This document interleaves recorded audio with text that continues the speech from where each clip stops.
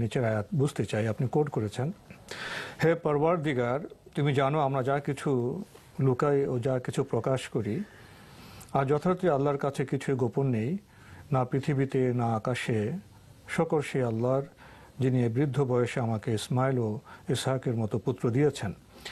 আসলে আমার রব নিশ্চয়ই দোয়া শোনেন। হে রব, আমাকে নামাজ প্রতিষ্ঠাকারী রূপ করো এবং আমার বংশধরদের থেকেও। পরওয়ারদিগার, আমার দোয়া কবুল করো। হে পরওয়ারদিগার, যেদিন হিসাব কায়েম হবে সেদিন আমাকে, আমার পিতা মাতাকে ও সমস্ত মুমিনদেরকেও মাফ করে দিও। সূরা ইব্রাহিমের 38 থেকে 41 নম্বর আয়াতের কথা আপনি উল্লেখ করেছেন, প্রশ্ন করেছেন নামাজ প্রতিষ্ঠাকারী মানে কি? তুমি জানো যা লুকাই ও যা প্রকাশিত করি মানে কি, আর মুমিন কাকে বলে?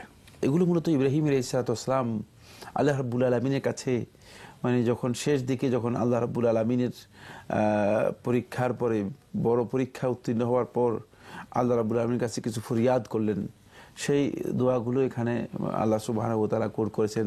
ইব্রাহিম আলাইহিসসালামের মুখে যেগুলো এসেছেন যে, হে আমার প্রতিপালক, হে আমার রব, যে আমার সন্তানদের মধ্য থেকে এমন একদল লোক আপনি দিন যারা সলাৎ কায়েম করবে। নামাজ বা সলাৎ কায়েম করার বিষয়টি হচ্ছে মূলত সলাৎকে এমনভাবে আদায় করা যেভাবে আল্লাহ সুবহানাহু ওয়া তাআলা আদায় করতে বলেছেন। এর ব্যাখ্যার মধ্যে কাজী বৈদাবী রহমতুল্লাহ তাফসীরের মধ্যে 5টি অর্থ আলোচনা করেছেন, যেটি অনেক দীর্ঘ একটি প্রোগ্রামের বা আলোচনার বিষয়।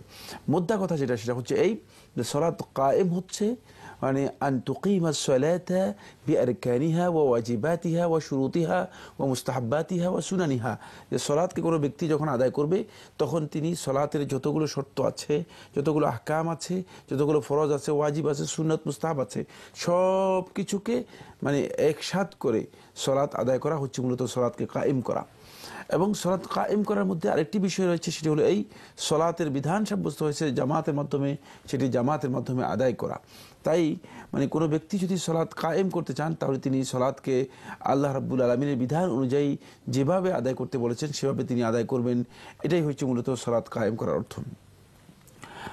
এখানে তিনি যে দোয়া করেছেন যে আমার সন্তানদের মধ্য থেকে সলাৎ কায়েমকারী একদল লোক আপনি লোকদল তৈরি করে দিন, এটার উদ্দেশ্য হচ্ছে মূলত মানে কিয়ামত পর্যন্ত যাতে করে মানে সলাৎ সন্তানদের মধ্যে জারি থাকে, মানে সন্তানরা আল্লাহ রাব্বুল আলামিনের সলাৎকে কায়েম করতে পারে। এই জন্য আল্লাহ রাব্বুল আলামিনের কাছে তিনি এই দোয়াটুকু করে গিয়েছিলেন ইব্রাহিম আলাইহিসসালাম।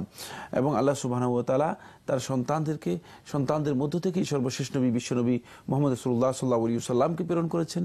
ফলে এবং তিনি আবার মানে ওই আরব ভূখণ্ডেই যেখানে শিরকের চর্চা শুরু হয়ে গিয়েছিল সেখানে আবার তিনি সলাৎকে কায়েম করেছেন এবং সলাৎ কায়েমের জন্য আবার বিধান দিয়ে মানুষের মধ্যে সলাৎ কায়েমের বিধান জারি করে গিয়েছিলেন।